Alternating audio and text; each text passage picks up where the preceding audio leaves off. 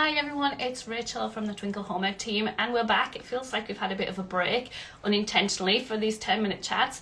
So we're about to meet with Jenna to chat with her. It's just going to be 10 minutes, so if you've got time, you can stop right now and watch, or you'll be able to watch it later as well. So I'm going to invite Jenna on and we're going to get started.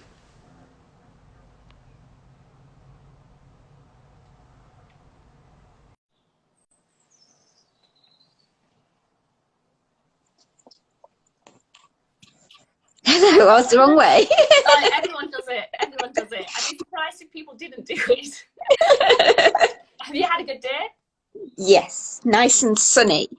Yeah, it's taken a while to get this. We've scheduled it twice, haven't we? And both of us have cancelled at different times. So I'm really One glad each. that you're here. Yeah, I'm lucky. So thank you so much for joining us. I'm going to start the timer straight away so that I'm not using up people's valuable time. But there's 10 minutes. It's starting now. So tell us a little bit about who you are, who you home educate, where you live, all that good stuff. Right, so I'm Jenna and I home educate my son Ollie, who's 5. He's 6 in October. Goes so quickly. We live in North Lincolnshire in a little village. And yeah, he only went to preschool 6 times. So really, we've always home educated. And I think it was sort of always what I wanted to do. And sort of Corona sort of made me more go, oh, well, we'll give it a go and see what happens. And yeah, and do you like it so far? yes, Yeah, it's definitely. A lot of people sort of, when you say, because of his age, obviously it happened when Corona hit. So a lot of people go, oh, you did it because of Corona. And I was like, well, no, not really. When I went into the school to say I didn't really want to do it. So it sort of just made it happen. So yeah. Cool. So we're going to go straight into the deeper stuff, I guess. So you talk about diabetes on your account. And do you want to tell us a little bit about why you do, and then how that might influence or impact your home ed journey? Yeah, so basically with diabetes, obviously, Ollie, your numbers are meant to be between 4 and 7. So if he's low, he basically feels like he's about to faint. Feels very shaky, feels very, and if he's high, he says he gets a bad head and sort of says he's got a bad head. And so obviously, if he's high or low, concentration is 0, because he basically feels ill. And so we have to do things around his numbers. Luckily, he's got devices. So, I mean, I could talk for hours. Well, we've got 8 minutes. Keep going, yeah. He's got devices. We were very lucky that he got devices very quickly. So one is an insulin pump that gives him his insulin, and we control that through a device, how much he needs and everything. Yeah. He's constantly got some, and we have to give him extra or give him something to raise his blood sugars. Yeah. So, and then he's got another one that gives us his numbers, so we can constantly see what his numbers are every 5 minutes. Which can get really addictive, and you can get where you're constantly watching it. Especially, I find it's worse when he's level, because then you're constantly like, he's going to plummet in a minute, or he's going to go high or something. Yeah, but obviously, it's like reassuring and like anxiety. Yeah. As well, to like be, what's it going to be? Yeah, totally. Especially like in the night, it's rare we get a night that we don't have alarms going off. And if I wake up at like 4 o'clock and I'm like, oh, I've slept through his alarms. And then I look and I'm like, oh, no, it's fine. It's just, we've had a good night. Yeah. But yeah, obviously we have to do things around that. My son's very much, as soon as he opens his eyes, he looks at the table and wants to see what we're doing, and he wants to get everything done. We're usually done by 9:30, because he just is like, I want to do everything. And poor me, I'm like sat there like, I do trying to do it. But he likes to do things straight away, and then know he's got the rest of the day to do what he likes. And that seems to be the best part of the day as well for his numbers. Yeah. Is the diabetes one reason why you decided to home educate, or has it just become like a kind of a positive that you get to be flexible around his numbers? I think it's an element to it. I mean, he was diagnosed when he was 18 months old, so it wasn't like he was diagnosed and then had to go to school. Yeah. But it is also because of the issues with no concentration, I feel like if I sent him to school, I would be going in all the time, going to pick him up, and it would just be, it wouldn't be, I'd be It'd be homeschooling him. exhausting. Yeah. Definitely. And especially if we've had a bad night, it's not, I don't want to then push him off, although he still will want to do it straight away. He's terrible for it. But yeah, I think it was a big part of it. I'd say it's about 60% of our decision. Yeah. Just purely because it is a worry to put him in someone else's hands as well. And we don't do that. It's only me and my husband who look after him. But yeah, there is a big part of it, but it's another part of it is if he doesn't want to do something, he is not going to do it. So I don't think school would work for him in the slightest anyway. I think he isn't. Yeah, I think certain children really do well at school and work with it, and I think he's just, if you put something in front of him he don't want to do, he's like, I'm off. Yeah, I've got one like that as well. Yeah. So I was going to, currently the one who's like that wants to do everything all the time, and that's almost worse than not wanting to do everything all the time, because I have to be like 3 steps ahead all the time. So you have just one kid, and I know, I think, was it you that said you were a bit nervous that people would think this, like, oh, it's like, it's not I get so many comments. If I got £1 for every time when I say to someone I homeschool, and then they go, oh, how many children have you got? And I go, 1, and they go, oh, that's why you homeschool, because it's easy. And I've had that, and that's my biggest comment I get. Oh, well, that's easy. And I'm like, oh, right, okay then. Yeah, so tell us the truth, because I know a lot of people who have like one kid and home educate, and to be honest, I think for me, I find it hard because my kids play with each other a lot, and I don't have to constantly be like interacting with them. I love them, but like it's nice to not always do that. But tell us the truth then. Is it easy with one kid? Well, I would exactly what you said. Like, he doesn't have siblings to go off and play with. He has a dog and 2 cats to go off and play with. But I'm his everything, 24/7.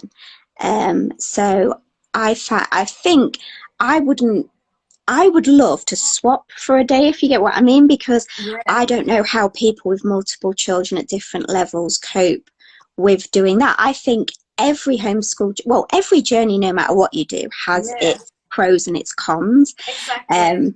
I love the fact that I can just concentrate on what he loves, and I don't have to worry about if there's another child who doesn't want to do this, or who struggles with this, or to have to go, oh, I need to spend longer with them, go off, do your own thing. But I would love to be able to have that situation and see the difference, because I don't think you know till you're in the situation. Exactly. But yeah, a lot of people have said that to me, like, oh, because it's easy because you've only got one child. Oh, you can put your foot up. And I'm like, when can I put my feet? I'd love to know when you're checking the numbers all the time. Like, exactly, yeah. I think a lot of people, then I also think it puts on me that I feel like I can't moan. If people have got an awful lot of children and they're like, oh, I don't feel like I can go, oh yeah, I've had a really hard day today because I've got one child and you're sat there with loads. But yeah, I mean, I love that it's only Ollie, because we can be really precise. I can just go with what he loves. There's not that. And it is, I wouldn't like to say anyone's journey's completely easy, because we all have days that I'm sure that we're rocking in the corner going, nothing's worked today, why has nothing worked today? But majority for everyone's journey is obviously, that's the reason why we do it, is because we love it. But yeah, I don't feel like one child or 3 is really any different in the way I want to say that, but I feel like I'm gonna get killed. No, because it's just like the different types of like problems, isn't it? Like, I think it's the same. There's still that balance and tension. It's just different things that we're balancing and so on. Exactly. My oldest one has started now. It's really sweet. He wants to read everyone a chapter a day of his book, whereas it'd normally be me. So I can actually eat a custard cream while he's doing it. And I wouldn't be able to do that if it was just like me and him.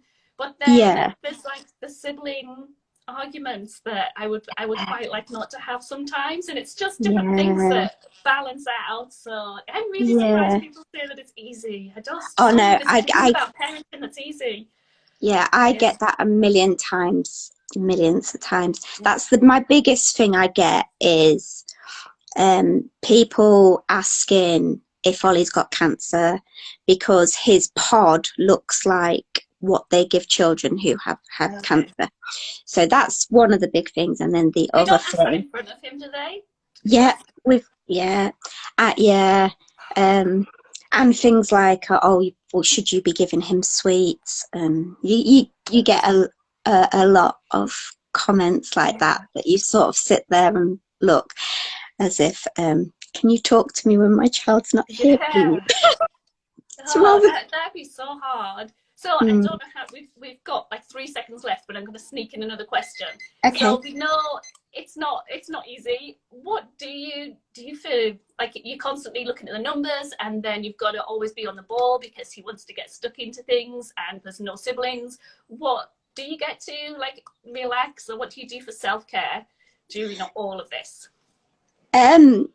Like Ollie loves anything art. I don't know where he doesn't get it from me. I got, he loves anything art, and he would do art 24/7. He wouldn't go to sleep, he'd just do art. He loves it, and I love watching him draw. There's nothing I love more than watching him draw. And he's so good at it, and he constantly doubts himself. I don't know how he gets this, because he's never been to school to have anyone go, you've done something wrong. But he always doubts it, and he's always like, Mummy, you draw. And then I draw something, and he's like, what's that? I love watching him draw. Just for myself, I like a bubble bath, or I'm like you, I like the custard creams. And sit there with a biscuit in the corner, trying to sneak one without him seeing. One of my kids has got very good hearing when it comes to custard cream wrappers. He's like, "Whoa, custard cream!" I think it might have been his first word, probably. Yeah, Ollie like knows the flip of, we've got his sweets in a jar, but I've now put the dog biscuits in a jar as well. And sometimes he'll go, do I need sweets? I'm like, no, it's for the dog, it's for the dog. I love though that when you like the joy that was in your face when you said like, I love watching him draw, and like it's like a give and take relationship, isn't it, home? And it's not that we're constantly like pouring out everything, but that they like pour into us as well. And I love that our self-care can be part, like seeing their journey happen and seeing what they're into. I find that really encouraging. I love learning something with him. I love it when there's something I don't know the answer to, because he's very intelligent and he asks a lot of questions, and some things are way beyond me, and he's 5, so I dread to think teenage years. But yeah, there's something, I love learning something together, and he'll go, did you not know that, Mummy? And I love like insisting on him that even as an adult, I don't know some things, and we're always learning. And I love learning something with something brand new, and that we're both excited about. That's a really powerful thing to learn, isn't it? Because to know that we can always need to learn. And exactly. And same with emotions, that just because you can be whatever emotion, it's how you deal with it that counts. I love that. And he always knows more books names than me. We've got and dinosaurs. Same here. I think him and my oldest son would get on very well. He loves art, and he knows all the insects, and he'll tell me all the facts. I get told off because I don't pronounce the dinosaurs correctly.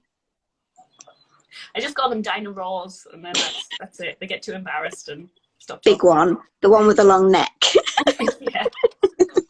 Thank you so much for talking to us. I've really enjoyed it. I am going to let you go though, because otherwise I'll set the precedent that I'll be keeping everyone for 20 minutes. But thank you so much for talking to us. I found it really enlightening, and as someone with multiple kids and all the diabetes information as well, like it's very different from what I imagined.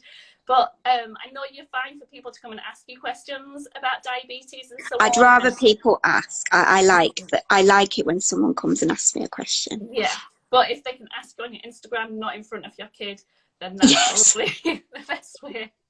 But I'll tag you in this post when it goes up so that people can come over to you and find out more. But again, thank you so much. I hope you have a nice evening with a custard cream and a bubble bath. Maybe at the same time, go wild. And a glass of wine or milk. Oh, milk. I like to dunk custard creams in milk. Oh, I'm a tea. I'm just tea. That's it. Yeah. Well, on that note, I'll see you later. Thanks so much. See you later. Bye. Bye.